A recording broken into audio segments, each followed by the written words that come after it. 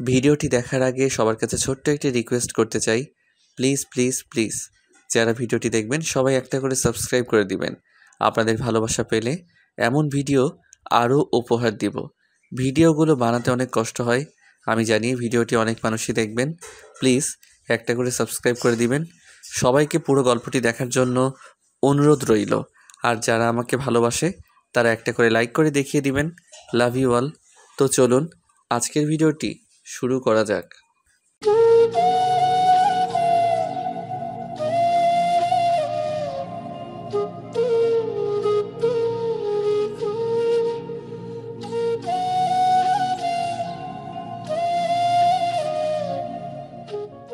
আজকাল একটা সিগারেট খেতেও 16 টাকা লাগে। কেন যে এইসব ছাইপাস খাওয়া শিখেছিলাম, এখন হাড়ে হাড়ে এই অভ্যাসটার প্রভাবটা টের পাচ্ছি। সারাদিনে 4টা বিড়ি খেতেও 65 টাকা লাগে। বাসার ছাদে এসে রোজ বিকেলবেলা আমি একটা করে সিগারেট খাই। কেন জানি ইদানিং আমার এমন মনে হয় আমাদের পাশের বাসার জানালা থেকে আমাকে কেউ ফলো করে সামনাসামনি। আমি কোনোদিন দেখিনি, কিন্তু আমি সবসময় বুঝতে পারি পাশের ফ্ল্যাটে জানালা থেকে আমাকে কেউ ফলো করে। কিন্তু আমার এসবে কিছু যায় আসে না। মানুষের যখন খুব কাছের কিছু হারিয়ে যায় তখন আর দূরের ছোটোখাটো বিষয়গুলো মানুষের চোখে পড়ে না। মীরা আমার জীবন থেকে চলে যাওয়ার পর আমার একমাত্র কাছের সঙ্গী হলো এই সিগারেটকে। আজকে খুব বৃষ্টি হচ্ছে, মীরার কথা মনে হচ্ছে খুব। কোনো একদিন হুট করে এমন এক বৃষ্টি মিশ্রিত সকালে মীরার সাথে পরিচয় হয়। কলেজে গিয়েছিলাম ওই দিন আমি খুব সকাল সকালে। হঠাৎ করে আমার বান্ধবীর সাথে একটা নতুন মেয়ে আসলো। ক্লাসে পরিচয় পর্বের শেষে জানতে পারলাম ওর নাম মীরা। আমাদের ক্লাসে নতুন ভর্তি হয়েছে ট্রান্সফার হয়ে। তখন আয়েশা বলল, মীরা শোন, রবিউল কিন্তু আমাদের ক্লাসের টপার। এই কথা শুনে মীরা আমার দিকে অদ্ভুতভাবে তাকালো। আমি সেই তাকানোর মানেটা বুঝতে পারলাম না। অল্প কিছুদিনের মাঝেই আমাদের খুব ভালো বন্ধুত্ব হয়ে গেল। এমন একটা অবস্থা, মীরা আমাকে ছাড়া কিছুই বোঝে না। মীরা আসার আগে আমি কখনোই কলেজ মিস দিতাম না, কিন্তু এখন মাঝে মাঝে কলেজ মীরাকে নিয়ে ফুচকা খেতে যেতে হয়। একদিন হুট করে মীরা আমাকে প্রপোজ করে ফেলে। আমিও বেশি না ভেবে রাজি হয়ে যাই। খুব ভালোই চলছিল আমাদের রিলেশন, কিন্তু সময় যতই গড়াতে লাগলো মীরার আধুনিক হওয়ার স্বভাব বেড়েই যাচ্ছিল। মীরা যে সমস্ত পোশাক পরতো আমার একদম পছন্দ না। এটা নিয়ে মাঝে মাঝেই ঝগড়া হতো। একটু তো ফেসবুকের রিলেশনের শুরুতে মীরার ফেসবুকের পাসওয়ার্ড আমার কাছে ছিল। আমাদের কলেজে একটা নতুন ছেলে ভর্তি হয়। ছেলেটার নাম সাগর। ছেলেটা কলেজে আসতো দামি বাইক নিয়ে। ছেলেটার সাথে মেয়েরা গায়ে পড়ে কথা বলা শুরু করে এবং মীরাও ব্যতিক্রম কিছু করলো না। ইদানিং মীরা আমার সাথে কলেজে একদম কথা বলে না। একদিন মীরা বলল, শোনো, আমি চাই না কলেজের সবাই আমাদের রিলেশনের বিষয়ে জানুক, তাই এখন থেকে আমি কলেজে তোমার থেকে দূরেই থাকতে চাই। আর তুমিও আমাকে এখন থেকে কলেজের ভেতরে ডাকাডাকি করবে না। আমি মীরার প্রতি খুব দুর্বল ছিলাম। প্রথম প্রেম তো একটু বেশি কাজ করতো আবেগ।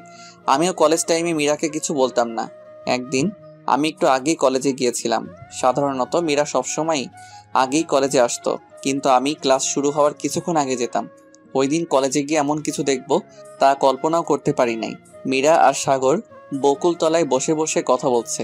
শুধু কথা বলছে বলে ভুল হবে, একজন হাসতে হাসতে আর একজনের গায়ের উপর পড়ছে। আমি কোনোভাবে এটা মানতে পারলাম না। সাথে সাথেই কলেজ থেকে চলে আসলাম। ভেতরটা আমার দুমড়ে মুচড়ে যাচ্ছে। মীরা কেমন করে সাগরের মতো ছেলের সাথে এভাবে কথা বলবে?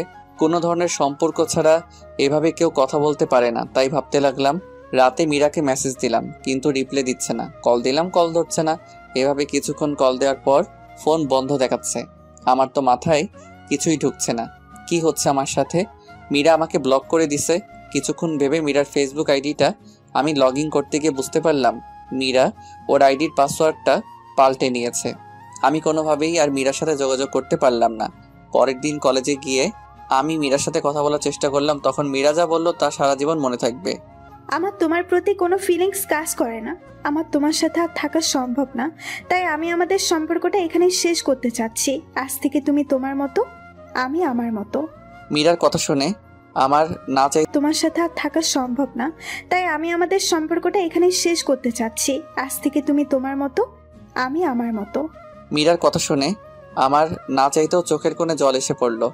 ওর কথাগুলো শুনে আমি ওর হাত ধরতে গেলে উল্টো ভালোবাসার প্রতিদান হিসেবে ওই একটা থাপ্পড়ে আমি হুঁশে ফিরলাম। আমি বুঝে গেলাম মীরার হৃদয়ে আমার স্থান কোথায়। 4 মাস পর, ওই দিনের পর তেমন কলেজে যাই না। আর ওই দিন থেকে আমার নতুন সঙ্গী হয়েছে সিগারেট। কিছুদিন পর দাদা অসুস্থ, তাই আম্মু আব্বু তাকে দেখতে যাবে। তাই আব্বু আম্মুকে স্টেশন থেকে রেলে তুলে দিয়ে বাসায় ফিরলাম। সন্ধ্যার পর পর হুট করে বাসার দরজায় কে যেন নক করলো। এই অসময়ে কে আসলো আবার? আব্বু আম্মু তো চলে গেছে, এমন কেউ তো নেই যে আসবে। দরজা খুলতে আমি পুরো হা হয়ে গেলাম। এত মৌ আপু, আমাদের পুরো এলাকার ক্রাশ। আমার থেকে 1 বছরের সিনিয়র, যেরকম রাগের সেরকম সুন্দরী। আমি তো হা করে তাকিয়ে আছি আপুর দিকে। আপু বলল, এই কিরে, তুই হা করে তাকিয়ে আছিস কেন? মুখটা বন্ধ কর, না হলে মশা ঢুকবে গাধা। আর তুই এত দাঁড় করিয়ে রাখাটা কোন ধরনের আদব? সরি আপু, আসো ভেতরে আসো। আসলে তুমি অসময়ে আমার বাসার দরজায়, তো তাই আমি একটু চমকে গিয়েছি। তো কেমন চলছে তোর দিনকাল? ভালোই চলছে। তোমার কি অবস্থা বলো আপু? আমার আর অবস্থা, দিনে 16 ঘন্টায় বই আর বইয়ের দিকে তাকিয়ে থাকতে থাকতে চোখ বেচারা এখন আর একলা চলতে চায় না। সঙ্গী হিসেবে চশমাকে বেছে নিয়েছে। জানিসই তো, মেডিকেলে একটু বেশি ইচ্ছা। তোকে তো আমাদের বাসায় গিয়ে খেয়ে আসতে বলা হয়েছিল, কিন্তু তুই গেলি না। বাসায় কি করছিস? আসলে আপু আমার তেমন ক্ষুধা লাগেনি। থাক থাক, আর মিথ্যা বলতে হবে না, তোকে আমি খুব ভালো করেই চিনি। তুই যে লজ্জা কুমার। এই নে নে, এই খাবারগুলো এনেছি, তুই খেয়ে নে। তুমি কষ্ট করে কেন আনতে গেলে খাবার আপু? আর আপু, তুমি যে হোস্টেল থেকে বাসায় আসছো আমি তো সেটাই জানি না। আমার কথা কেন জানবে তুমি? তোমার তো জানার অনেক কিছু আছে। হোস্টেলের পরিবেশ খারাপ হওয়ার জন্য আমি 7 দিন পরেই বাসায় চলে আসছি। বাসা থেকে স্কুটি দিয়েই ক্লাস করি, সেটাও তো 1 বছর হয়ে আসলো। আর তুই আমি টিফিন বাটি নিয়ে যাব। তারপর আমি খাওয়া শুরু করলাম। খাওয়ার সময় নানা ধরনের প্রশ্ন করছিল আপু। আচ্ছা, তোকে একটা কথা বলি। বলো। তোর প্রতিদিন কয়টা করে সিগারেট লাগে? আপুর কথা শুনে আমি এত লজ্জা পাচ্ছিলাম যে আমার মুখ দিয়ে কোনো কথা বের হচ্ছিল না। আমি কিছু না বলে চুপ করে আছি। আরে বলে দে। আসলে আপু, মাঝে মাঝে 2-1টা খাই। তুমি প্লিজ বাসায় এসব বলো না। সেটা পরে দেখা যাবে, এখন আমি যাই। খাবার খাওয়া শেষে আপু টিফিন বাটি নিয়ে চলে গেল। শুয়ে শুয়ে ফোনে টুকটাক লেখালেখি করছিলাম, এমন সময় আমার ফোনের পরিচিত টোনটা বেজে উঠলো। স্ক্রিনে তাকিয়ে দেখি মৌ আপুর নাম্বার। আমি আপুর নাম্বারটা সেভ করেছিলাম সেই 2 বছর আগে।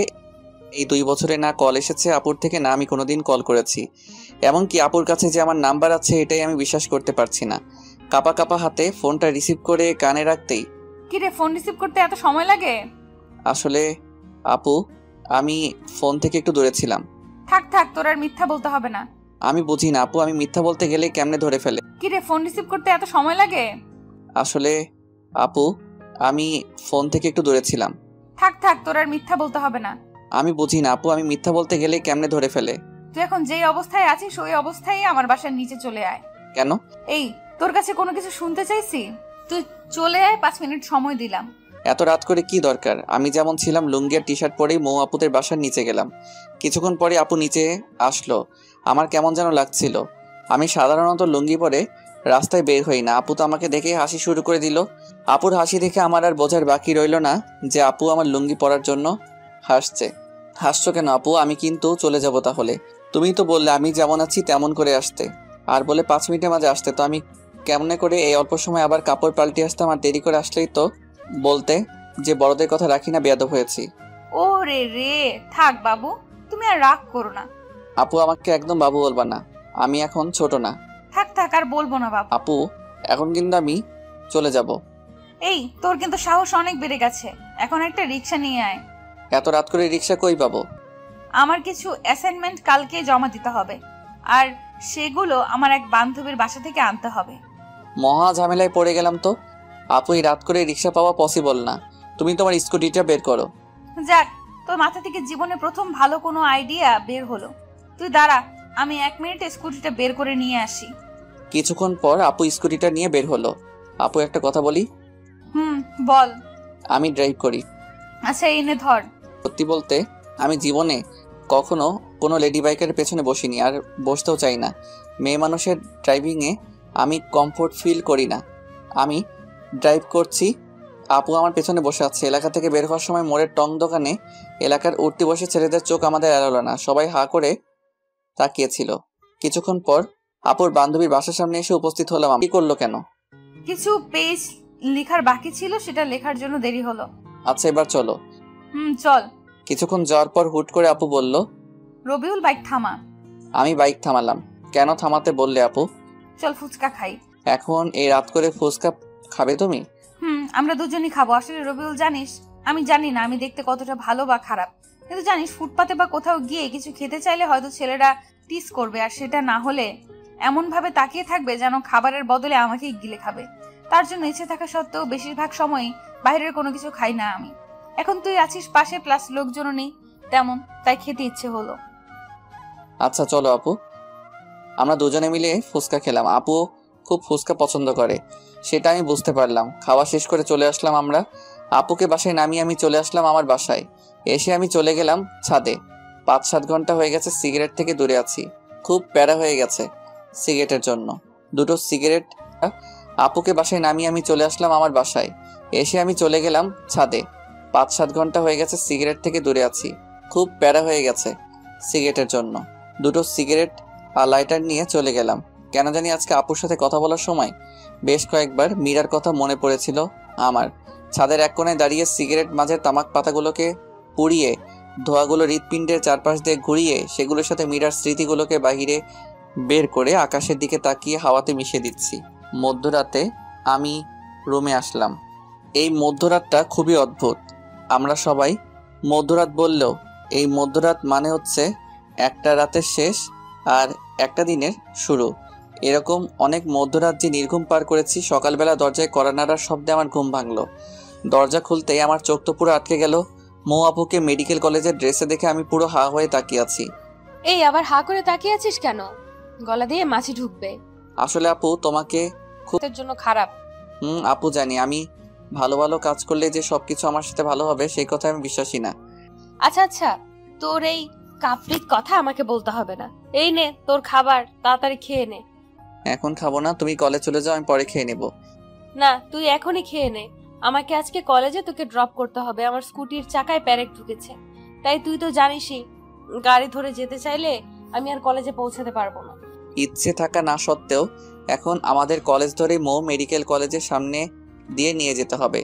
4 মাস যাবৎ আমি শহরে বের হই না, ভালো লাগে না লোকালয়ে এখন আর আমার। সত্যি বলতে আমি আর আমাদের কলেজে যেতে চাই না। তার বড় কারণ হলো মীরা আর আমার অসংখ্য স্মৃতি রয়েছে ওই কলেজের সাথে। খাওয়া দাওয়া করে রেডি হয়ে মৌ আপুকে নিয়ে বের হলাম। সাথে আমার আব্বুর দেওয়া ডিসকভার 100 সিসি গাড়িটি। নিজের বাইক থাকার জন্য আমি মাঝে মাঝে বাইক নিয়ে যেতাম কলেজে, কিন্তু কম দামি হওয়ায় মীরা কখনো আমার বাইকে চড়েনি, আমিও কখনো জোর করিনি। আমার নিজেরও কিছুটা, খুব বেশি নিয়ে যেতাম না বাইক, বাস ধরে যেতাম কলেজে। অনেক দিন পর আমার বাইক বের করলাম। আব্বু খুব যত্নে রাখতো বাইকখানা। আপুকে নিয়ে কলেজের উদ্দেশ্যে রওনা দিলাম। বাইকের মিটার 50-এর আশেপাশে, স্বাভাবিকভাবে চালাচ্ছিলাম বাইক। আচ্ছা রবিউল, একটা কথা বলবি আমায়? তোর মনে ঠিক আমার সম্পর্কে কি ভাবনা আছে? ঠিক বুঝতে পারলাম না আপু, তোমার সম্পর্কে কি ভাবনা থাকবে আর? মানে আমি তোর কাছে মানুষ হিসেবে কেমন? তুমি একটু রাগী, কিন্তু মনটা খুব ভালো তোমার। বেশ কিছুক্ষণ পর আমি আমার কলেজের সামনে গিয়ে আটকে গেলাম রাস্তায় জ্যামের জন্য। বেশ কিছু বন্ধুর সাথে রাস্তায় দেখা হলো। আমার পেছনে মৌ আপুকে দেখে তো সবাই জেলাস ফিল করছিল। খুব কাছের কয়েকজন বলে দিল, দোস্ত তাহলে ডক্টরের সাথে হয়ে গেল। এরকম কমেন্ট আমি লজ্জায় মাথা তুলতে পারছিলাম না। আপুর দিকে তাকিয়ে দেখে উনি মুচকি মুচকি আসছে। সামনে একটা বাসের চাকা ফেটে গিয়েছে। কমপক্ষে 20 মিনিট তো লাগবেই। যেখানে বাঘের ভয় সেখানেই রাত হয়। দেখে আমার বন্ধু রাতুল আসছে। আমাকে পচানোই ওর সবচেয়ে প্রিয় স্বভাব। দোস্ত তুই এখানে আটকে আছিস আর ওইদিকে পুরো কলেজের তো প্রিয় স্বভাব। দোস্ত তুই এখানে আটকে আছিস আর ওইদিকে পুরো কলেজের তো এখন টপ নিউজ তোর ডক্টর গার্লফ্রেন্ড। তা দোস্ত, ভাবি কিন্তু দেখতে আগুন সুন্দরী। এতদিন তাহলে কলেজে না আসে ভাবিকেই সময় দিতে ভালোই। তো ভাবির সাথে একটু পরিচয় করিয়ে দে, নাকি সেটাও দিবি না? আমি কিছুই বলতে পারছি না। ভাবি, আমি রাতুল, আমি রবিউল, একই সাথে একই বিভাগে পড়ছি। আমি মৌ, এখন ঢাকা মেডিকেল কলেজে পড়ছি। মনে মনে তো সে আল্লাহকে ডাকছি। এখন যদি আপু বলে দেয় সে আমার বড় বোন, তাহলে লজ্জায় মাথা কাটা যাবে। আচ্ছা ভাবি, আপনাদের সম্পর্ক কতদিনের? এই তোর এখন এসব জানতে হবে না। রাস্তায় দাঁড়িয়ে কেউ এসব কথা বলে, এখন সময় নেই। আরে দোস্ত, এমন করিস কেন? রাস্তায় তো জ্যাম, আর কতদিন তোর সাথে কথা হয় না। মনে চাইতেছে রাতুলকে কলেজের পুকুরে যদি ডুবাইতে পারতাম। আমরা রিলেশনে গিয়েছি 4 মাস হলো প্রায়। আর কিছু জানার আছে কি রাতুল? না ভাবি, আর কিছু বলার নেই। সময় করে একদিন আমাদের ক্যাম্পাসে আসবেন কিন্তু। না ভাবি, আর কিছু বলার নেই। সময় করে একদিন আমাদের ক্যাম্পাসে আসবেন কিন্তু, অনেক আড্ডা দিব। হুম, সময় পেলে অবশ্যই আসবো একদিন। হারামজাদা, তোর ভাবি বলার স্বাদ যদি না মিটাই তো আমার নাম রবিউল না। হারামি, তুই আমারে এমন অবস্থায় ফেলেছিস সেটা আমি জানি। জ্যাম ছেড়ে গেছে। রাতুলকে বিদায় জানিয়ে আমি বাইক স্টার্ট দিয়ে আপুকে নিয়ে মেডিকেলের দিকে ছুটলাম। আমার লজ্জার ঘোর এখনো কাটেনি, একদম চুপ করে আছি। কিরে, তোর কি কথা বলা বন্ধ হয়ে গেল নাকি? আসলে আপু সরি, প্লিজ তুমি কিছু মনে করো না। আসলে কলেজের বন্ধুরা এমনই, তিলকে তাল বানিয়ে ফেলে। সেটা আমি বুঝেছি। ধন্যবাদ আপু, তুমি অনেক মিথ্যা বলে হলেও আমার মান সম্মানটা বাঁচিয়ে দিছো। আপুর কলেজের সামনে এসে গিয়েছে, আপুকে নামিয়ে দিয়ে চলে আসলাম। বাসায় এসে শুয়ে আছি, ফোনে আম্মুর সাথে কথা হলো। দাদার অসুখ নাকি আরো বেশি, ওনাদের আসতে ভালোই সময় লাগতে পারে। আমিও তেমন কিছু বললাম না। আপুর সাথে এই 2 দিন সঙ্গ দিয়ে আমার মনটা কিছুটা হালকা হয়েছে।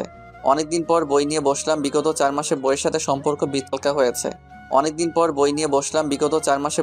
সম্পর্ক বিচ্ছেদ ছিল। টানা 4-5 ঘন্টার মতো পড়লাম। হুট করেই মৌ আপুর কথা মনে হলো। আপুকে তো আমি রেখে আসছি কলেজে।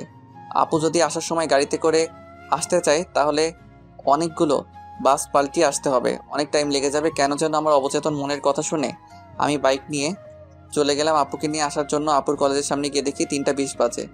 বেশ কিছুক্ষণ ওয়েট করার পর আপুকে দেখতে পেলাম। আপু কিছুটা দূর থেকে আমাকে দেখে একটা তৃপ্তির হাসি দিল। আপুর হয়তো আমাকে দেখে অবাক হলো। কিরে, আবার কি মনে করে এসেছিস? কেন, এসে কি তোমাকে ঝামেলায় ফেললাম নাকি? আমি কি তোকে বলছি নাকি তুই এসে আমায় ঝামেলায় ফেলেছিস? তুই অনেক দায়িত্বশীল হয়ে গিয়েছিস দেখা যাচ্ছে। আপুকে নিয়ে আসার সময় আপু বাইক থামিয়ে হোটেলে খাবারও খাওয়ালো আমায়। আপু হয়তো আমার চেহারা দেখে বুঝেছিল আমি দুপুরে খাবার খাইনি। যদিও আমি বাহিরের খাবার খুব একটা খাই না, কিন্তু আপুর জোরাজোরিতে তবুও খেতে হলো। আপুকে বাসার সামনে নামিয়ে দিয়ে আমি চলে আসলাম বাসায়। সারা দিনটা ভালোই কাটলো। অনেক প্রতিদিনই আমার প্রিয় প্রিয় খাবার রান্না হয় নাকি তোমাদের বাসায়? আরে সেরকম না, কাকতালীয় ভাবেই হয়তো তোর প্রিয় খাবারগুলি রান্না হচ্ছে আমাদের বাসায়। আমিও ব্যাপারটা সিরিয়াস ভাবে না নিয়ে খাওয়া শুরু করলাম। অর্ধেক খাওয়ার পর তাকিয়ে ভদ্রতার খাতিরে আপুকে জিজ্ঞাসা করলাম, আপু তুমি খেয়েছো রাতের খাবার? না, আমি খাইনি। আমি একটু লেট করেই খাই রাতের খাবার। বলো কি, তোমাকে বসিয়ে রেখে আমি খেয়ে যাচ্ছি? এত খাবার আমি এমনিতেও খেতে পারবো না, আসো দুজনে মিলে খাই। না, তুই খেয়ে নে। কি হবে খেলে, ছোটকালে তো অনেকবার দুজন মিলে খেয়েছি আমরা। বাহ, তোর দেখি ছোটবেলার কথাও মনে আছে। তো মনে না থাকার কি আছে, আমার সবকিছুই ভালোভাবে মনে আছে ছোটকালের। আসো আপু, আমি তোমাকে খাওয়াই দেই। আপু না করলো না, এগিয়ে আসলো আমার দিকে। আমি আপুকে খাওয়াই দিলাম। যদিও আমি আমার লাইফে কাউকে কখনো খাইয়ে দেইনি, তাই আমার একটু কষ্ট হচ্ছিল। আপু সেটা ঠিকই বুঝতে পারলো। রবিউল, তোর বউটা খুব ভাগ্যবতী হবে, দেখিস তোকে অনেক ভালোবাসবে। আপুর কথা শুনে লজ্জা পেলাম আমি খুব। খাওয়া শেষ করে আমি আপুকে খাওয়াই দিলাম। যদিও আমি আমার লাইফে কাউকে কখনো খাইয়ে দেইনি, তাই আমার একটু কষ্ট হচ্ছিল। আপু সেটা ঠিকই বুঝতে পারলো। রবিউল, তোর বউটা খুব ভাগ্যবতী হবে, দেখিস তোকে অনেক ভালোবাসবে। আপুর কথা শুনে লজ্জা পেলাম আমি খুব। খাওয়া শেষ করে আমি আর আপু আরো বেশ কিছুক্ষণ গল্প করলাম। গল্প করতে করতে ঘড়ির দিকে তাকিয়ে দেখে 11টা বেজে গিয়েছে। আপু অনেক রাত হয়ে গিয়েছে, চলো তোমাকে তোমার বাসায় দিয়ে আসি। আপুকে বাসায় দিয়ে পর্যন্ত পৌঁছে দিতে গিয়ে কাকা কাকির সাথে দেখা হলো। কেমন আছো রবিউল তুমি? ভালো আছি, আপনারা কেমন আছেন? এই তো বাবা, আছি ভালোই। তুমি একদমই তো ভুলে গিয়েছো আমাদের ছোটকালে সারাদিন থাকতে ময়ের সাথে। এখন বড় হয়ে বছরে একবারও আসতে পারো না। আমরা তো তোমাকে নিজের ছেলের মতনই দেখি। আসলে কাকি তেমন না, পড়াশোনার চাপে আমি বাসা ছেড়ে খুব কম বের হই। আর বোঝাতে হবে না, আজকে রাতে এখানেই থাকো। বাসায় তো কেউ নেই, আর বাসায় যেতে হবে না।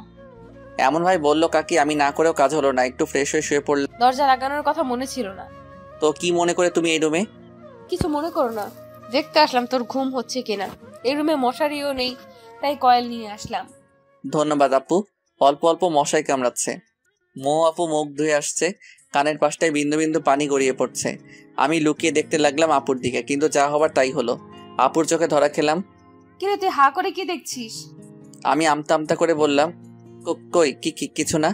খুব চালাক হয়েছিস তাই না? বলে আপু মাথায় দিল একটা থাপ্পড়। মোটেও চালাক না আমি, আপু খুব বোকাশোকা ছেলে আমি। গল্প করতে করতে একসময় আপু সোফাতেই ঘুমিয়ে পড়লো। আমি কয়েকবার ডাক দেওয়ার পরও ঘুম ভাঙলো না। খুব ইনোসেন্ট লাগছিল আপুকে। আমি আর আপুর ঘুম ভাঙাতে পারলাম না, একটা চাদর দিয়ে দিলাম আপুর উপর দিয়ে। আমিও বিছানায় শুয়েছিলাম। কখন যে ঘুমিয়ে গিয়েছি জানিই না। খুব ভোরবেলাতে আপুর ডাকে ঘুম ভাঙলো। এই তাড়াতাড়ি উঠে পড়, আর এই নে তোর জন্য চা এনেছি। কাপটা হাতে নিতে ঘুম ঘুম চোখে একটা চুমুক দিতে চোখ থেকে সকল ঘুম নিমিশেই উধাও। তো ভালো করে চা বানাতে পারো? এই তোকে মিথ্যা সান্ত্বনা দিতে হবে না। তাড়াতাড়ি চা খেয়ে নিয়ে ফ্রেশ হয়ে খাওয়ার টেবিলে আয়। আমি চাটা অনেক সময় নিয়ে খেলাম, ফ্রেশ হয়ে চলে গেলাম খাবার টেবিলে। টুকটাক কথা হলো কাকা কাকির সাথে।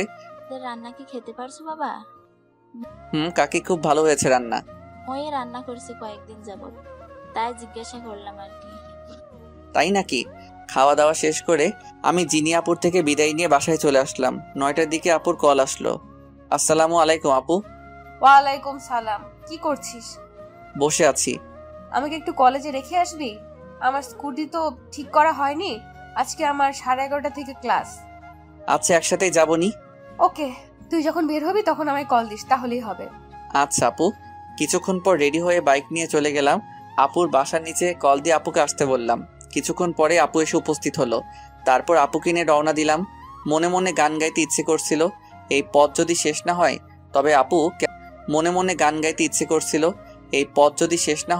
তবে আপু কেমন হবে তুমি বলো তো? হ্যাঁ, বাকিটা তো আর মনে নাই, মনে না থাকাই ভালো। আপু এই গান শুনলে চলন্ত বাইকে আমার গলা টিপে ধরবে। আমি ক্লাস 7-এ পড়ি, আপু পড়তো 8-এ। আপুর সাথেই আমি স্কুলে যেতাম। ছোটবেলাতে আপু আর আমি সবসময় একসাথে স্কুলে যেতাম। হাই স্কুল জীবন থেকে আপুর পিছনে এলাকার বিভিন্ন ছেলেরা ঘুরতো। আমাদের এলাকার সিনিয়র এক ভাই ছিল। ভাই টুকটাক পলিটিক্স করতো, এলাকায় খুব প্রভাব ছিল, তার জন্য সবাই ভয় পেত কম বেশি। ভাইয়ার নাম ছিল আকাশ। উনি আপুকে ওই সময় খুব পছন্দ করতো। প্রতিদিনই স্কুলে যাওয়া আর আসার সময় আপুর জন্য রাস্তায় দাঁড়িয়ে থাকতো। এভাবে 6 মাস চলে যায়। বেচারা ভাইয়ার জন্য ওই ছোট বয়সে আমারই মায়া জন্মে গিয়েছিল। একদিন সাহস করে আপুকে প্রপোজ করে আপু সরাসরি কোনো ভনিতা না করে জানিয়ে দেয় আপু কোনো রিলেশনশিপে যেতে পারবে না। কিন্তু ভাইয়া তবুও হাল না ছেড়ে আপুকে ফলো করতো। একদিন আবারও কথা বলার জন্য আপুকে ডাক দেয়। আপু ওই দিন না দাঁড়িয়ে হাঁটা শুরু করতে গেলে ভাইয়া আপুকে থামানোর জন্য আপুর হাত জুতা দিয়ে মারলো। পরে এই বিষয়টা এত ভাইরাল হয় যে আকাশ ভাইয়ার লজ্জায় এলাকা ছেড়ে প্রবাসে পাড়ি জমায়। আমার কলেজের সামনে এসে আমি বাইক থামালাম। আপু তুমি একটু এখানেই দাঁড়াও, আমার কলেজে একটু কাজ আছে, তা শেষ করে আসছি। আচ্ছা। কলেজে এসেছি আমাদের ডিপার্টমেন্ট প্রধান সালাম স্যারের সাথে দেখা করতে। ক্লাস টপার হওয়ার জন্য স্যার আমাকে খুব আদর করতো আর শাসনও করতো খুব। মীরার বিষয়টা জানার পর স্যার নিজে আমাকে কলেজে আসতে মানা করেছিল, কারণ স্যার খুব ভালো করেই জানতো কলেজে আসলেই মীরা আর সাগরকে একসাথে দেখে আমার অবস্থা দিন দিন খারাপই হতো। সত্যি বলতে ক্যাম্পাসে সবাই জানতো কম বেশি ভালোবাসায় কতটা সিরিয়াস ছিলাম। স্যারের চেম্বারে গিয়ে দেখি স্যার নেই। অফিস সহকারীর সাথে কথা বলে জানতে পারলাম স্যার আমাদের ক্লাস নিচ্ছে। আমি আমাদের ক্লাসের সামনে গেলাম, খুব নার্ভাস লাগছে, হয়তো অনেকদিন পর মীরার সাথে দেখা হবে। দরজা খুলে স্যার আসতে পারি? আসো। আসসালামু আলাইকুম স্যার। ওয়ালাইকুম সালাম। কেমন আছো তুমি? ভালো আছি স্যার, আপনার সাথে কিছু কথা আছে। আচ্ছা, আমার ক্লাস শেষ, তুমি আমার রুমে আসো। কেমন আছো তুমি? ভালো আছি স্যার, আপনার সাথে কিছু কথা আছে। আচ্ছা, আমার ক্লাস শেষ, তুমি আমার রুমে আসো। তারপর স্যারের সাথে কলেজের ব্যাপারে কিছু কথা ছিল, সেগুলো বলে চলে আসলাম আপুর কাছে। তারপর আপুকে নিয়ে কলেজে নামিয়ে দিলাম। ধন্যবাদ, সাবধানে যাবি বুঝলি, আমাকে মেসেজ দিস পৌঁছে। আমি বাধ্য ছেলের মতো মাথা নেড়ে চলে আসলাম। বাসায় এসে আপুকে একটা কল দিয়ে জানিয়ে দিলাম। আপুর সাথে কথা বলে কেমন যেন একটা শান্তি পাই। শান্তিটার মানে কি সেটা আমি জানি না। বিকেলে আবার আপুর কল। কি রে রবিউল, কি করতেছিলি? তেমন কিছু না আপু। কাজ না থাকলে আমায় একটু নিয়ে যেতে পারবি? আমি আসছি। আপুকে নিতে গেলাম। আপুর কথা ভাবতে ভাবতে বাইক চালিয়ে যাচ্ছিলাম। হুট করে আচমকা রাস্তায় কুকুর এসে পড়লো। আমার বাইকের সামনে যা হবার তাই হলো। ব্যালেন্স ঠিক রাখতে পারলাম না, রাস্তার পাশের একটা বড় গাছের সাথে ধাক্কা খেলাম। তারপর আর কিছুই মনে নাই। চোখ খোলার পর নিজেকে হসপিটালে আবিষ্কার করলাম। উপর দিকে তাকিয়ে দেখি আমার হাত ব্যান্ডেজ করে ঝুলানো রয়েছে। ভালো করে চারপাশে তাকাতেই দেখি মৌ আপু আমছে। আপু আমার চোখ খুলতে দেখেই চোখের জল মুছলো। কান্না করছো কেন আপু? আমার কিছুই হয়নি, ঠিক আছে আমি তোকে আসতে না বললে কিছুই হতো না, সরি, তুই আমাকে মাফ করে দে। আপু তুমি পাগলের মতো কিসব বলছো? আসলে রাস্তায় হুট করে মাঝপথে কুকুর এসে যায়। কুকুর বাঁচাতে গিয়ে আমি ব্যালেন্স হারিয়ে ফেলি। একটু পরেই ডক্টর আসলো। ডক্টর আসার পর বুঝতে পারলাম আমার ডান হাতের হাড় ভেঙে গিয়েছে। আমাকে হসপিটালে আনছে কে আপু? আমি যতদূর জানি একটা গাড়ির ড্রাইভার তোকে পৌঁছে দিয়েছে, আর তোর ফোনে আমার নাম্বার প্রথমে থাকায় আমাকে কল দিয়ে জানায়। তারপর আমি আসছি। আমি এসে রাতুলকে কল দিছি, তারপর রাতুলও আসছে। আচ্ছা আপু, তুমি রাতুলকে কেন কল দিচ্ছ? এখন তো দিলে আমায় বিপদে ফেলে। রাতুলের সামনে যদি তোমাকে আপু আপু করে বলি তাহলে কলেজে আমার যেটুকু সম্মান আছে তার সবটুকু নিলাম করে দিবে ও। জানো না তো আপু, তুমি রাতুল থাকেই আমাকে পচানোর জন্য সবসময়। প্লিজ আপু, রাতুলকে বুঝতে দিও না যে তুমি আমার বড় আপু। প্লিজ আপু। আচ্ছা আচ্ছা, সে আমি দেখছি, কিন্তু বাবু তুমি আমাকে আপু বইলো না। কথা বলতে শুনেই রাতুল ভেতরে আসলো। কি রে দোস্ত, তুই কি ভাবিকে নিয়ে স্বপ্ন দেখতে দেখতে বাইক চালানো শুরু করছিলি নাকি? সামান্য কুকুরের সঙ্গে ধাক্কা লেগে এই অবস্থা। বড় কোনো গাড়ি থাকলে তো কথাই ছিল না। হারামি, তুই কি আমাকে দেখতে এসেছিস নাকি আমাকে আরো খোঁচাতে এসেছিস? আরে না রে দোস্ত। আচ্ছা শোন, ডক্টরের সাথে কথা বলে দেখ কি বলে। আমি বাসায় চলে যাব, এখানে থাকলে আমার দম বন্ধ হয়ে আসবে। তোর দম বন্ধ হলেও 7 দিনের আগে রিলিজ দিবে না কোনোভাবেই। শরীরের অনেক জায়গায় কেটে গিয়েছে। যেখানে বাঘের ভয় সেখানে রাত হয়।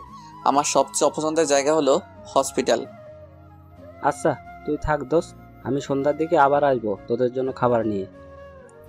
আরে ভাই, তোর খাবার আনতে হবে না, তুই ফ্রি থাকলে এমনি আসিস।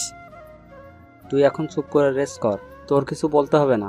ভাবি আমি গেলাম তাহলে, আমার বন্ধুর খেয়াল রাখেন ভালো করে। মোয়াপু মাথা নাড়িয়ে শুধু হুম হুম বলল। রাতুল চলে যেতে আমি বল। আমার তো আপু হসপিটালে থাকলে দম বন্ধ হয়ে আসবে। তুমি তো হবু ডক্টরই, দেখো না ডক্টরের সাথে কথা বলে কিছু করে আমাকে বাসায় নিয়ে যেতে পারো নাকি? আচ্ছা দেখছি তুই এত অস্থির হচ্ছিস কেন। তুই একটু শুয়ে থাক, আমি দেখি ডক্টরের সাথে কথা বলে আসি, দেখি কিছু করা যায় নাকি। বেশ কিছুক্ষণ পর আপু আসলো রুমে। রবিউল, আমি ডক্টরের সাথে কথা বলছি। আমি মেডিকেলের ছাত্রী হওয়ায় ডক্টর তোকে ছাড়পত্র দিতে রাজি হয়েছে, কিন্তু 7 দিন তোর নার্স হিসেবে আমাকে তোর পাশে থাকতে হবে। ও আচ্ছা তাহলে থাক, আমি এখানে থাকি, তোমার পড়াশোনা অনেক ক্ষতি হয়ে যাবে। এই তুই কি আমার থেকে বেশি বুঝিস নাকি? আমার পড়ার কথা তোর ভাবতে হবে না। তারপর আপু আমার প্রেসক্রিপশনটা নিয়ে গেল কিছু ইনজেকশন আর ওষুধ আনার জন্য।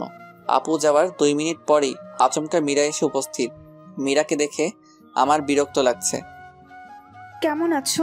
কি করে হলো এসব? বলেই তো ন্যাকা কান্না শুরু করে দিল। এই নাটকের তো আমি কি করে হলো এসব? বলেই তো ন্যাকা কান্না শুরু করে দিল। এই নাটকের তো আমি কোনো মানে বুঝতে পারলাম না। আমার মুখ দিয়ে কোনো কথা বের হচ্ছিল না মীরার সাথে কথা বলার জন্য। আমার ভেতরে কোনো কথা নেই। এমন সময় মৌ আপু এসে পড়লো। আপুকে দেখে মীরা আমার শরীর ধরে কান্না করছিল। মৌ আপুর দিকে তাকাতেই দেখি আপুর মুখটা কালো হয়ে গিয়েছে।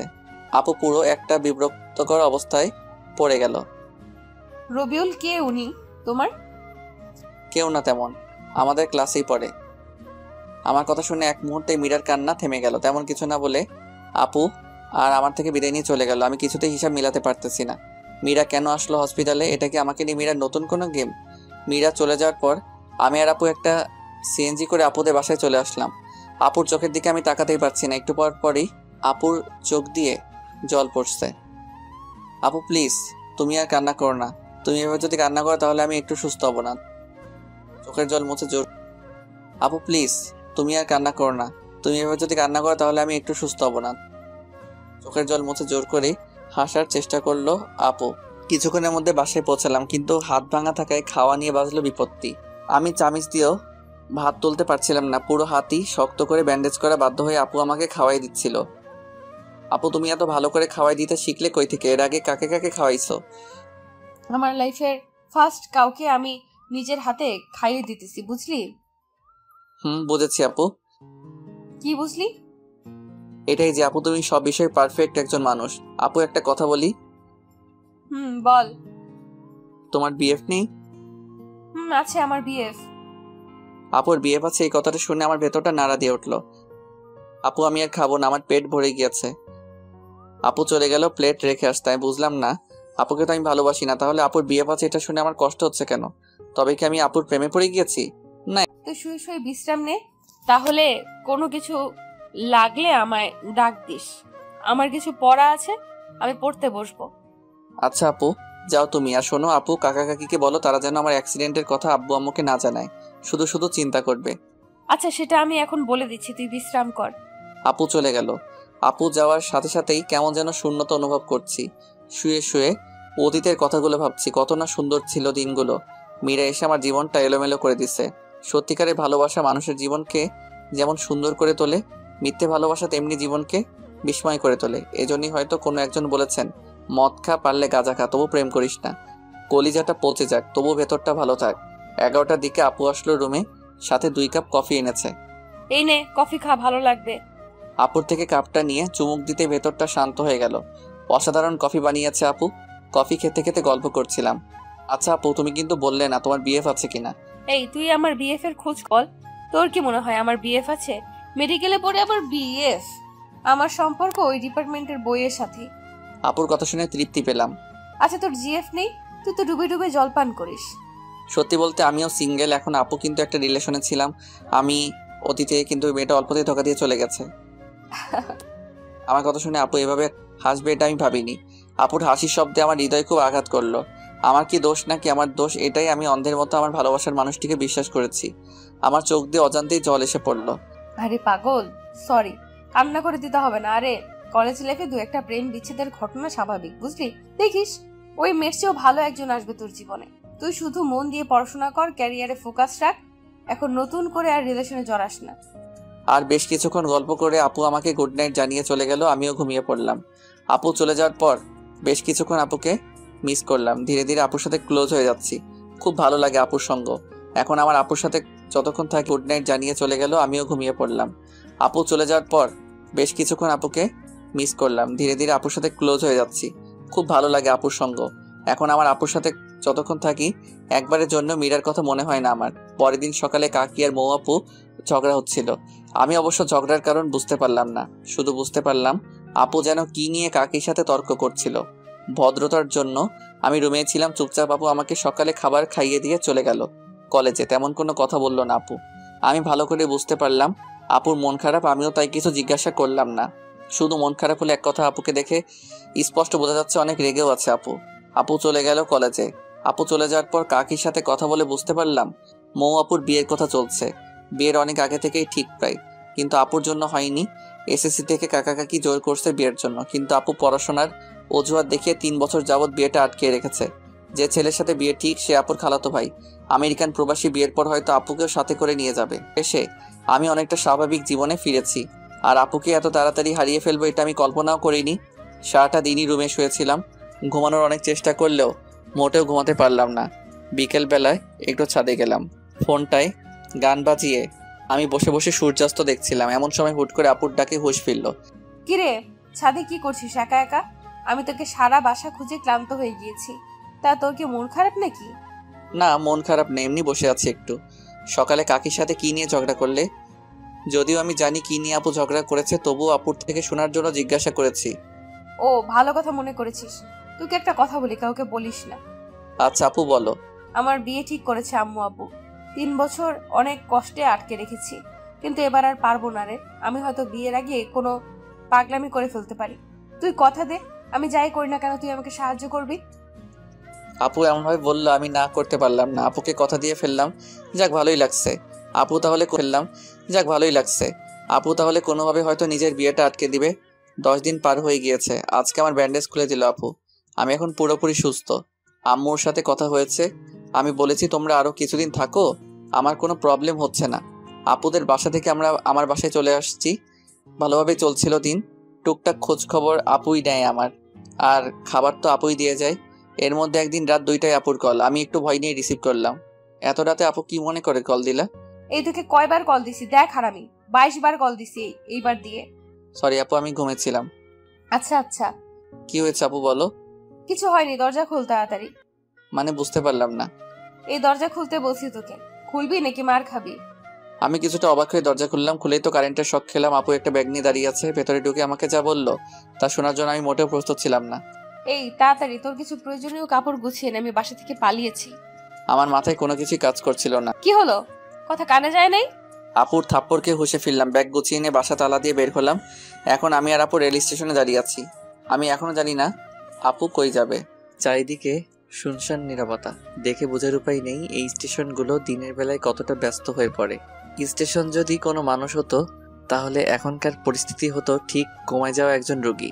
কিছু মানুষ স্টেশনে রাত্রি যাপন করে, যাদের থাকার মতো আশ্রয় নেই। কতই না অদ্ভুত রহস্যময় আমাদের এই পৃথিবী। অনেক ঘর ফাঁকা আছে আমাদের দেশে, যেখানে ঘুমানোর কেউ নেই। আর এখানে ঘুমানোর মানুষ আছে কিন্তু ঘর নেই। দিন শেষে আমরা মিথ্যে করে বলে ফেলি উচ্চ গলায়, মানুষ মানুষের জন্য। আমার মনে হয় এটা বলা ঠিক না। এখন বলা উচিত মানুষ স্বার্থের জন্য। আপুর দিকে তাকিয়ে আমি কিছুই বুঝতে পারছি না। এরকম পরিস্থিতিতে এত চুপ করে আছে কেমন করে? আপুর ডাকে কিছুটা হকচকিয়ে গেলাম। রবিউল, বলো আপু। এই শোন, সবার আগে তুই আমাকে এই আপু বলাটা অফ করে রাখ। যেভাবে আপু আপু করিস, মানুষের সামনে না আবার বিপদে ফেলে দেস। আপুর কথার আগামাথা কিছুই বুঝলাম না। আপু বললে আবার কিসের বিপদ হবে? আমি না বুঝেই ইশারায় মাথা নাড়লাম। আপু টিকিট কাউন্টার থেকে টিকিট কেটে নিল। আমি একদম চুপ করে আছি। এই নে রবিউল, টিকিটগুলো তোর কাছে রাখ। টিকিট হাতে নিয়ে বুঝতে পারলাম আমরা সিলেট যাচ্ছি। ঘড়ির দিকে তাকিয়ে দেখি 3:40 বাজে। রেল আসবে 3:55-তে, আর এই স্টেশন থেকে ছেড়ে যাবে ঠিক 4টায়। আপু, তোমার প্ল্যানিংয়ের কিছু তো বললে না? 2 ঘন্টা যাবত তোমার সাথেই আছি শুধু শুধু। শোন, এখন কোনো কথা নয়, রেলে চড়ার পর আমি সব বলবো। আমি শুধু মাথা নাড়ালাম। আমরা দুজনে মিলে রেলে চড়লাম। আমরা ভিআইপি কামরায় উঠেছি। আমরা বাদে পুরো কামরায়, কয়েকজন কাপল বাদে পুরো কামরাই ফাঁকা ছিল। একটা হুইসেল দিয়ে চালু হলো রেল। রেল চালু হতেই আপু মনে হয় হাত ছেড়ে বাঁচল। আচ্ছা আপু, এখন বলো তোমার পুরো প্ল্যান কি? তুই কি কিছুটা জেনেছিলি আগেই? আম্মু আর আব্বু আমার উপর জিদ করে কোনো ধরনের অনুষ্ঠান না করে আজকে আমাকে বিয়ে দিয়ে দিত। আমি রাজি না হলে জোর করে দিত বিয়ে আজকে আমাকে। আমি কোনো উপায় না পেয়ে রাতে বাসা থেকে লুকিয়ে চলে আসছি। তাড়াহুড়োতে মাথায় কোনো বুদ্ধি আসছিল না, আর তোকে কল দিয়েও পেলাম না। কত চিন্তা হলো আমার জানিস। যখন তুই কল রিসিভ করছিলি না, তখন একেবারের জন্য মনে হচ্ছিল তুই কল না ধরলে নিজেই নিজের একটা ক্ষতি করে ফেলবো। আল্লাহর রহমতে তুই 22 বারেই রিসিভ করে ফেলেছিস। সরি আপু, আসলে আমি ঘুমিয়েছি 1টার দিকে, আর তুমি কল দিছো 2টার দিকে, তাই ধরতে পারিনি। আচ্ছা ঠিক আছে, সরি বলতে হবে না। তোর আসার সময় প্রয়োজনীয় কিছু কাপড় নিয়ে আসছি সাথে করে, আর আমার সাথে কিছু ক্যাশ টাকা ছিল 50,000, সেগুলো নিয়ে আসছি। টিউশনি করে জমাইছিলাম টাকাগুলো। কমপক্ষে তোর জানি ভাইয়ার ছুটি 1 মাসের মতো। ভাইয়া চলে যাওয়ার পরে আমি বাসায় যাব। এই 1 মাস আমরা সিলেট থাকবো। এখন তোর কোনো আইডিয়া বা পরামর্শ থাকলে আমায় দে। আপু, তুমি তোমার ফোনের সিম খুলে ফেলে দাও, আর আমিও আমার সিম খুলে ফেলছি। সিম খুলে ফেলবো কেন আমরা? আসলে আপু, তুমি তো জানোই তোমার আব্বু কত প্রভাবশালী লোক। হয়তো কাল থেকে পুলিশের মাধ্যমে তোমাকে খোঁজা শুরু করবে। তখন এই সিম থাকলে আমরা খুব সহজেই ধরা খেয়ে যাব। তুই আসলে একটা জিনিয়াস। আপু আমাকে জিনিয়াস বলাতে আমি খুব খুশি হলাম, কিন্তু প্রকাশ করলাম না। রেল চলছে তার আপন গতিতে। আপুর 2 চোখ ভরে প্রচণ্ড ঘুম। 30 মিনিট পার হতে না হতে আপু ঘুমিয়ে গেল। আমার কাঁধে মাথা রেখেছে। কেন জানি বিষয়টাতে আমি খুব শান্তি পেলাম। পুরোটা জার্নিতে আপু ঘুমিয়েছে আমার কাঁধে মাথা রেখে। ঘুম থেকে উঠে একটাবার ধন্যবাদও দিল না। আপু মানুষটি কত নিষ্ঠুর। আপুর এই ঘুমের জন্য আমি 6 ঘন্টা টানা একভাবে বসেছিলাম। নড়াচড়া করার ফলে যদি আপুর ঘুম ভেঙে যায়, এই জন্য স্থির ছিলাম। 10টার দিকে আমরা সিলেট শহরে নামলাম। ঢাকার মতো এত ব্যস্ত না সিলেট নগরী। অনেক পরিষ্কার পরিচ্ছন্ন, দেখেই মনটা ভালো লাগলো। অনেকদিন যাবৎ ঢাকার ধুলোবালি, জ্যাম আর গাড়ির হর্নে জীবনটা একটা জেলখানা হয়ে গিয়েছিল। অনেকদিন পর মুক্ত লাগছিল নিজেকে। আপু শোনো, আমরা আপাতত কারোর সাথে যোগাযোগ করব না, কারণ আমাদের পরিচিত কারোর সাথে যোগাযোগ করলে পুলিশ সেই সূত্রের মাধ্যমে আমাদের ঠিক বের করে ফেলবে।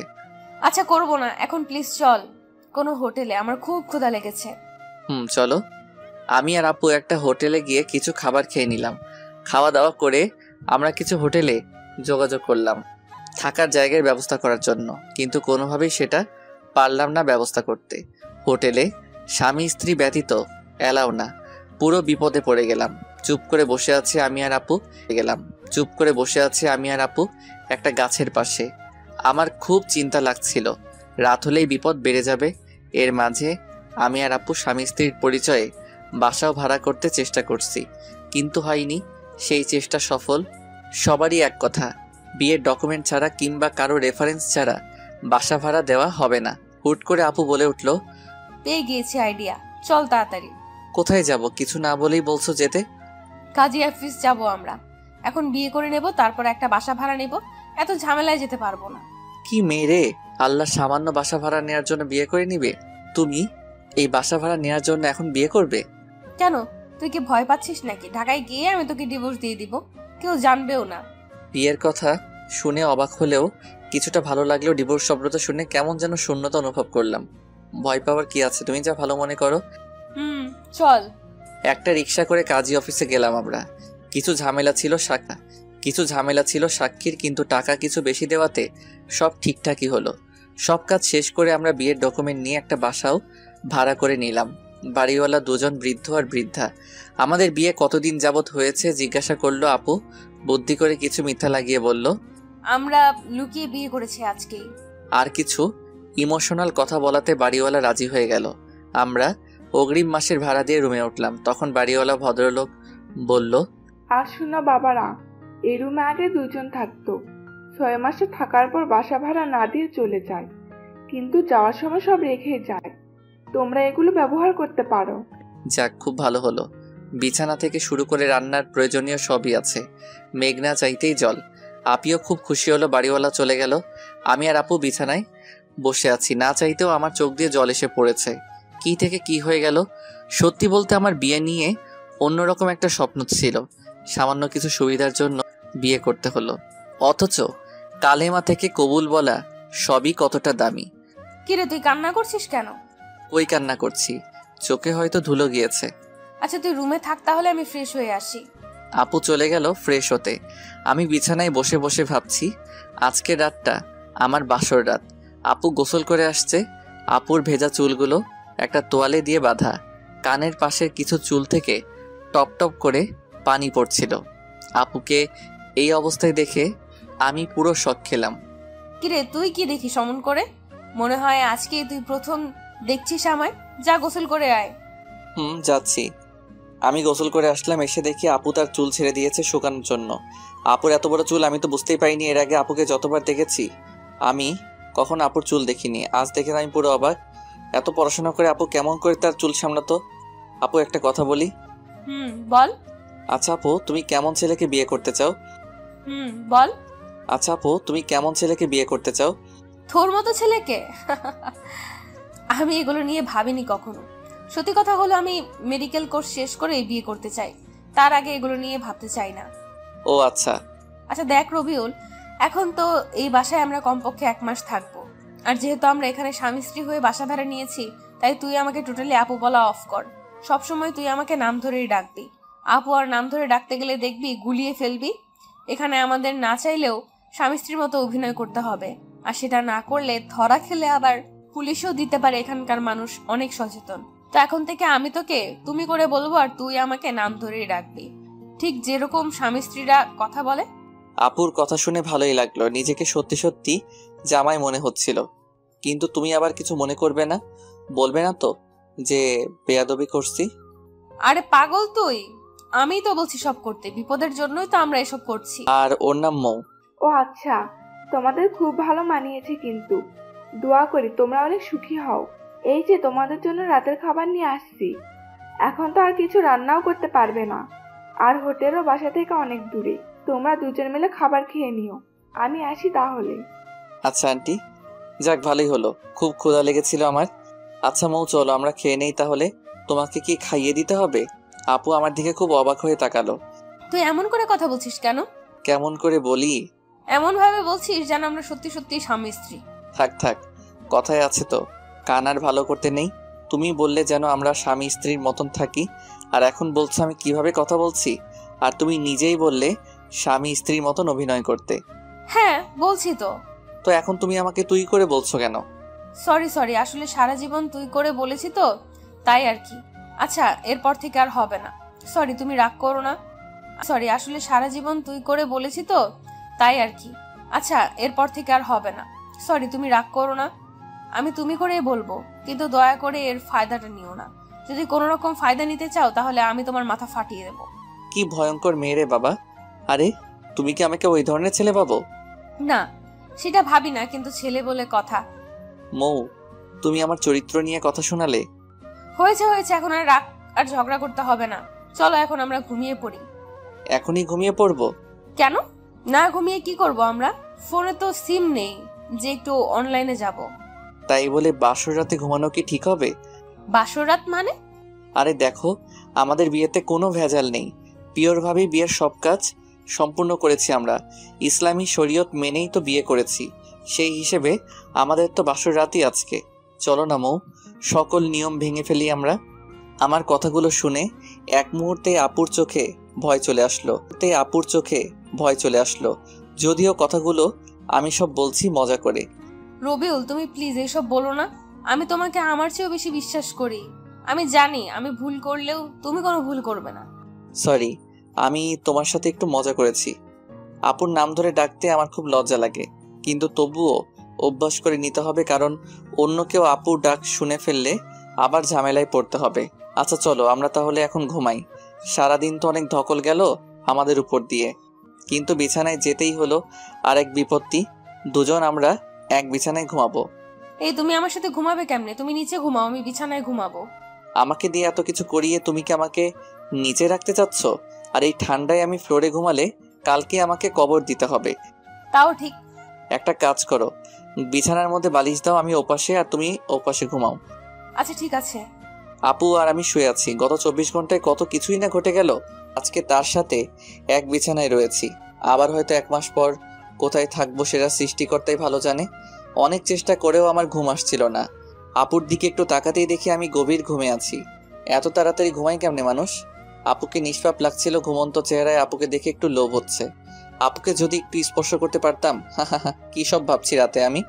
আপুকে নিয়ে ভাবতে ভাবতে ঘুমানোর জন্য খুব সুন্দর একটা স্বপ্ন দেখলাম। সকালবেলায় আপুকে দেখে স্বপ্নের কথা মনে হতেই আমার লজ্জা লাগছিল। রাতে স্বপ্ন দেখেছি আপু আর আমি শুয়ে আছি। আমি কোনো একটা কারণে রাগ করেছি। এই রবিউল, তুমি আমার উপর রাগ করে আছো কেমনে? তবু আমি কোনো কথা বলছি না। আপু বারবার আমার সাথে কথা বলার চেষ্টা করছিল। আমি চুপ করে আছি। একসময় এসে আপু জোর করে আমার ঠোঁটে ঠোঁট লাগিয়ে খুব জোরে একটা আমি নিঃশ্বাস নিতে পারছিলাম না। আপু ছেড়ে দেওয়ার পর আমি হাঁপাচ্ছিলাম। এই তুমি কি নিয়ে হাসছো? কিছু না, এমনি হাসছি। সারাদিনই আপুর সাথে খুনসুটি পারছিলাম না। আপু ছেড়ে দেওয়ার পর আমি হাঁপাচ্ছিলাম। এই তুমি কি নিয়ে হাসছো? কিছু না, এমনি হাসছি। সারাদিনই আপুর সাথে খুনসুটি ভালোই কাটলো। বিয়ের প্রথম দিন। মৌ, আমি একটু বাহিরে যাব, তুমি বাসায় থেকো, কোথাও যেও না। আমাকে একা রেখে কই যাবে তুমি এই নতুন জায়গায়? আমার একটু দরকার আছে, থাকো তাহলে। আমি গেলাম। আমার মানিব্যাগটা নিয়ে বের হলাম। বাসা থেকে বের হয়ে একটা রিক্সা নিয়ে শহরে গেলাম। আসলে আমি শহরে আসছি মৌ আপুর জন্য কিছু বই কিনতে। আমি চাই না এই 1 মাসে আপুর পড়াশোনার ক্ষতি হোক, তাই দেখি কিছু বই ম্যানেজ করা যায় নাকি।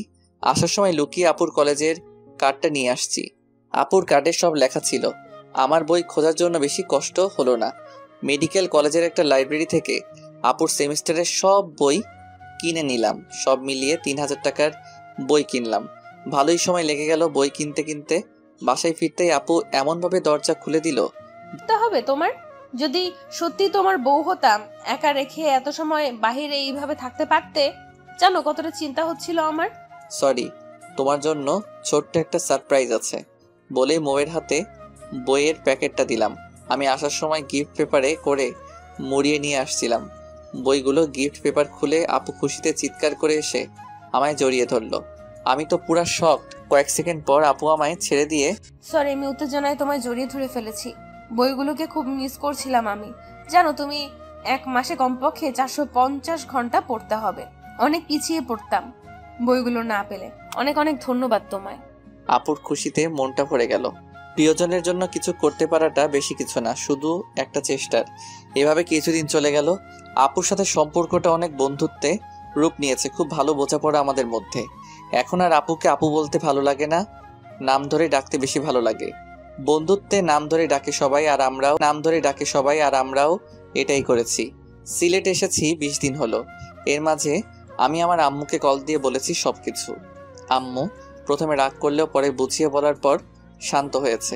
তোমার ভাবতে অবাক লাগে না? কি ভাবতে অবাক লাগবে? তুমি আমায় একটা সময় কিংবা 20 দিন আগেও শুধু আপু আপু করতে, আর এখন তুমি আমার সবচেয়ে ভালো বন্ধু হয়ে গিয়েছো। জানো আমার ভাবতেই অবাক লাগে। আমি কখনো ভাবিনি তোমাকে তুমি করে বলে আমি এত প্রশান্তি পাবো। জানো এখন আমার মনে হয় আমি বাদেও আমার একটা মানুষ আছে যে আমার পাশে আছে। আমার মনে হয় আমি নিজের কাছে যতটা সেফ, আমিও তোমার কাছে ততটাই সেফ।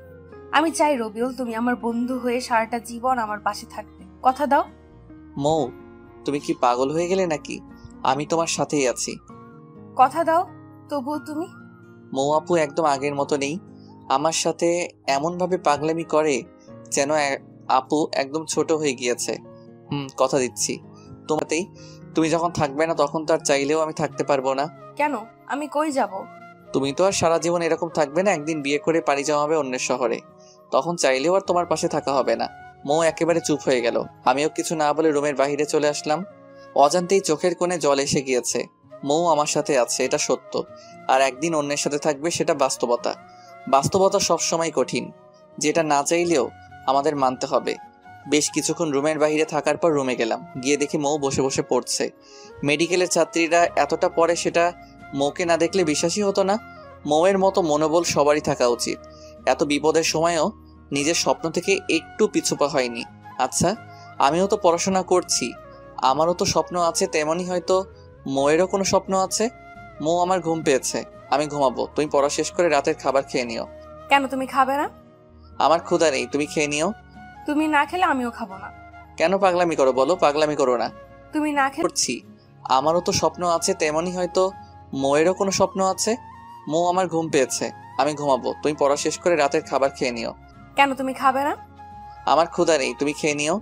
তুমি না খেলে আমিও খাবো না। কেন পাগলামি করো বলো? পাগলামি করো না। তুমি না খেলে আমিও খাবো না, সোজা বলে দিলাম। আচ্ছা, তুমি পড়ো তাহলে, আমি একটু শুয়ে থাকি। তুমি খাওয়ার সময় আমাকে ডেকে নিও। ঘুমিয়ে গিয়েছিলাম, মৌয়ের ডাকে আপুর ঘুম ভাঙলো। ওই রবিউল, ওঠো, যাও ফ্রেশ হয়ে আসো, আমি খাবার দিতেছি। আমি না খেলে চলে না, আমার খুব ঘুম পেয়েছে, প্লিজ। এই তুমি উঠবে নাকি আমি পানি ঢেলে দিব? উঠছি। ইচ্ছে না থাকা সত্ত্বেও ফ্রেশ হয়ে আসলাম। মৌ খুব ভালো রান্না করতে পারে। প্রথম কয়েকদিন আমি হোটেলে থেকে খাবার আনলেও পরে মৌ বুঝতে পারে যে আমি বাইরের খাবার খেতে পারি না। তারপর থেকে মৌ রান্না করে। খাওয়া দাওয়া শেষ করে আমি আর মৌ একসাথে ঘুমিয়ে পড়লাম। সকালে মৌয়ের ডাকে ঘুম ভাঙলো।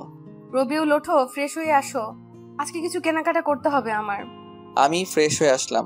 তারপর নাস্তা করে রিকশায় করে আমি আপনারা কি নতুন আসছেন এই এলাকায়? মামা, আমরা নতুন আসছি।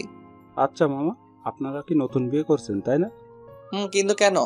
না, এমনিই জিজ্ঞেস করলাম। আপনাদের খুব ভালো মানিয়েছে। রিকশাওয়ালার কথা শুনে মৌয়ের মুখটা লজ্জায় লাল হয়ে গেল। একটা শপিং মলের সামনে আমরা দুজন নেমে পড়লাম। কিছু কাপড় কিনলো মৌ, সাথে আমাকে দুটো টি শার্টও কিনে দিল। কেনাকাটা শেষ করে বাসায় ফিরছিলাম, কিন্তু হুট করে মৌ রিকশা থামাতে বলল, চলো চা খাবো। সিলেটে এসে যদি এখানকার চাই না খাই, তাহলে সিলেট থাকাটাই বৃথা। যদিও আমি চা খাই না, তারপরও দুজন মিলে স্পেশাল চা খেয়ে নিলাম। তারপর দুজন কিছুক্ষণ করে বাসায় চলে আসলাম। বাসায় এসে আমার মাথা ঘোরাচ্ছিল, আমি শুয়ে পড়লাম। মৌ ফ্রেশ হয়ে পড়তে শুরু করলো।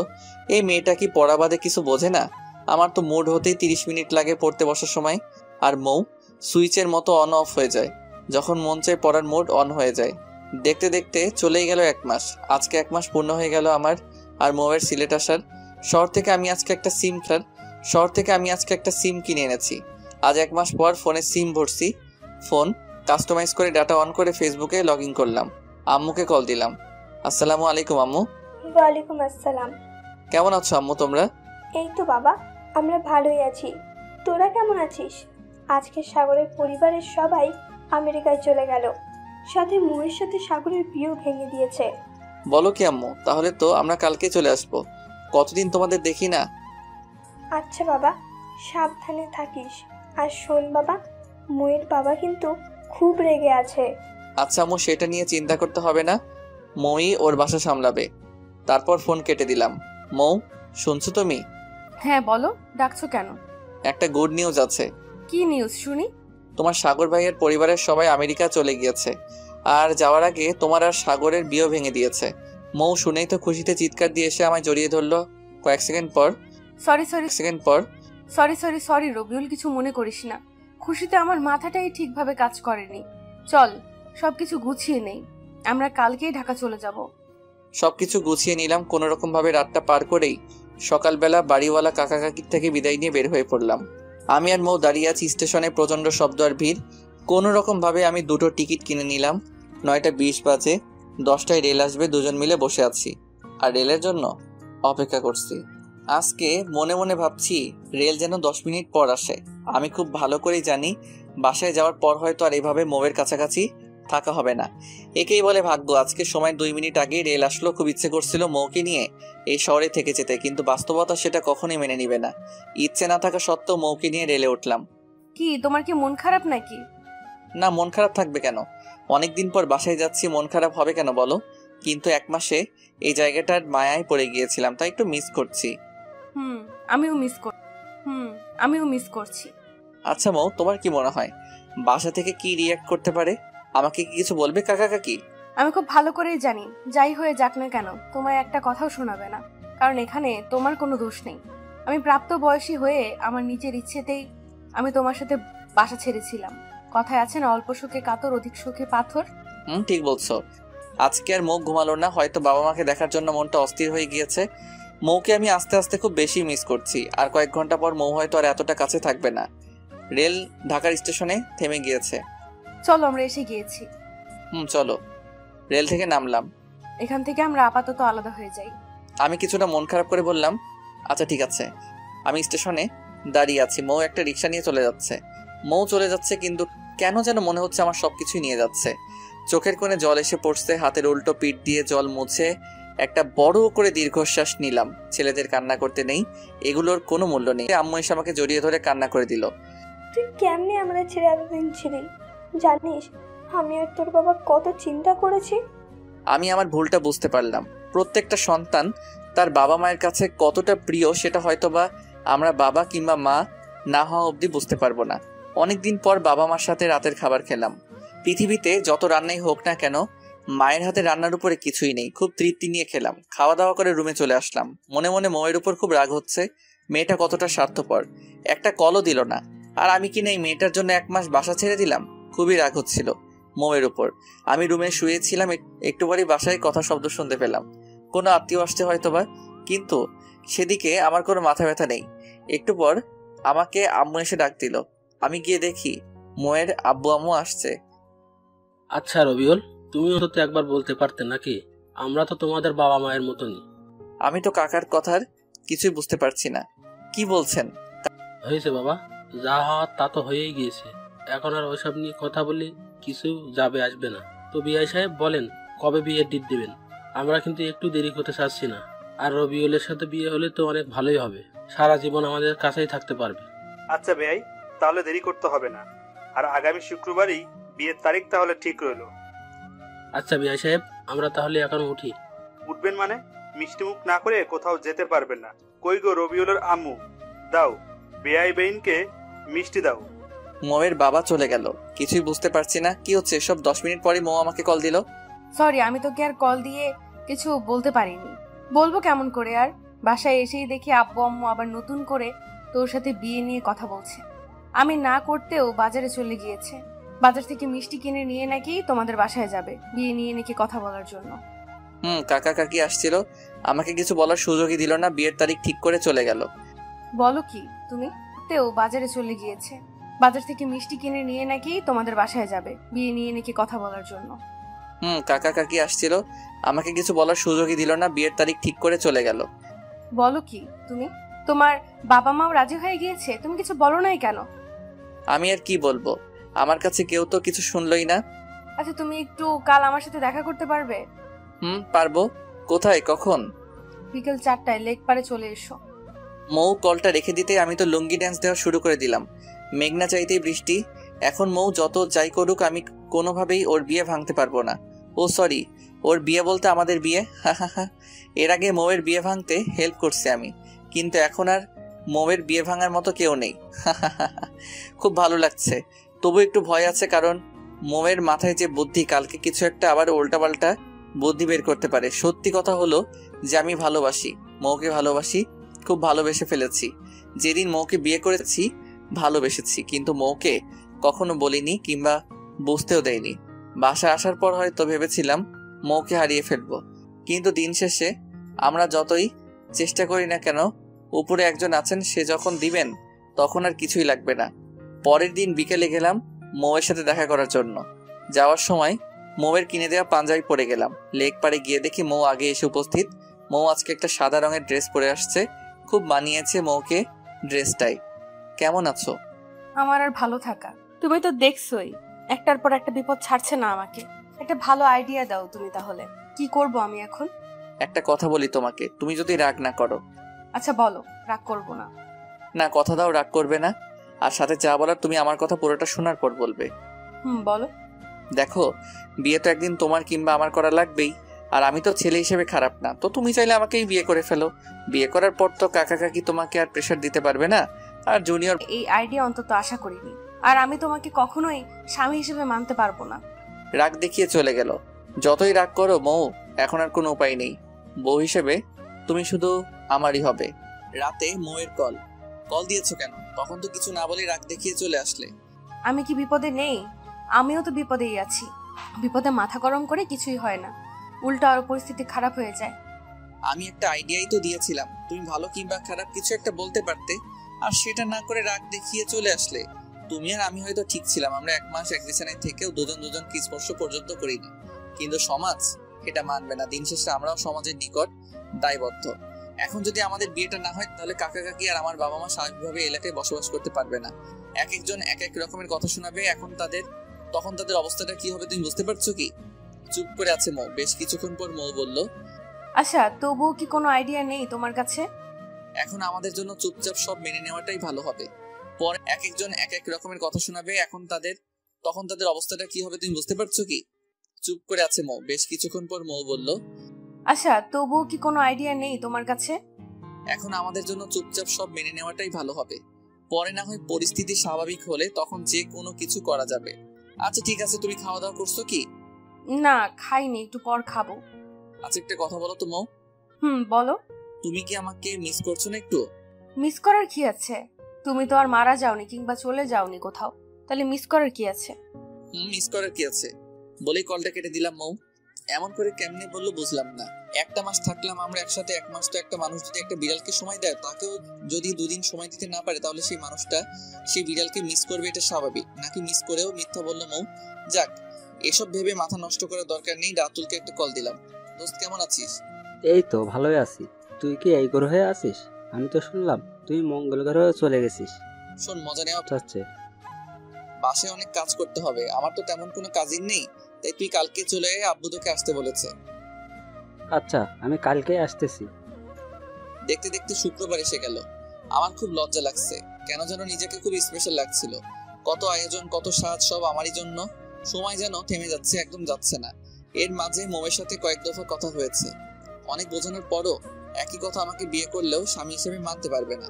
যাই হোক, বিয়ে হয়ে গেলে আমার ভালোবাসা ওকে নিজের করে নিব। মৌ আবার পালাতে চেয়েছিল, তাতে বুঝতে পারছি সুখ আর শোক একসাথে পেতে চলেছি। সব আয়োজন শেষ করে দ্বিতীয়বারের মতো কবুল বলছি। মনে মনে খুব হাসছি। 2 বার বিয়ে করে ফেললাম মৌকে। এতক্ষণ মৌকে আমি দেখতে পারিনি, এখন আমার পাশে মৌকে আনা হয়েছে। বিয়ের সাথে মৌকে এত ভালো লাগছে যে সেটা আমি লিখে বা বলে প্রকাশ করতে পারবো না। বিয়ের সব কাজ শেষ করে এখন ফেরার পালা। মৌ এমন ভাবে কান্না শুরু করে দিল, আমি তো পুরো ভ্যাবাচেকা খেয়ে গেলাম। সত্যি বলতে বিয়েটা মেয়েদের কান্না করাটা স্বাভাবিক, কিন্তু মৌয়ের চোখে কেন যেন আমি জল মানতে পারছি না। কারণ মৌ তো আর সত্যি সত্যি মন থেকে আমাকে স্বামী হিসেবে মেনে বিয়ে করছে না। তাহলে এরকম করে কান্না করার মানে কি? আবার এমনও হতে পারে মানুষের চাপে কান্না করছে, না হলে আবার লোকে কথা বলবে যে কেমন মেয়ে দেখো, বিয়ের দিনে একটু কান্না করছে না। কান্না করতে করতে আমাদের বাসায় চলে আসলাম। আমার রুমে আসতেই তো আমি পুরো চমকে গেলাম। এত ফুল আর এত সুন্দর করে সাজানো হয়েছে, যেটা আমার কল্পনাতেও ছিল না। পুরো ঘরটাই রজনীগন্ধা আর গোলাপের টানে ভরে উঠেছে। বাসা ভর্তি মেহমান। রাত 11টা অবধি মৌয়ের কাছেই যেতে পারলাম না, আমার আত্মীয়রা মৌকে ঘিরে রেখেছে। 11টায় আস্তে আস্তে সবাই চলে গেল। রাতুল আমাকে এক প্রকার ধাক্কা দিয়ে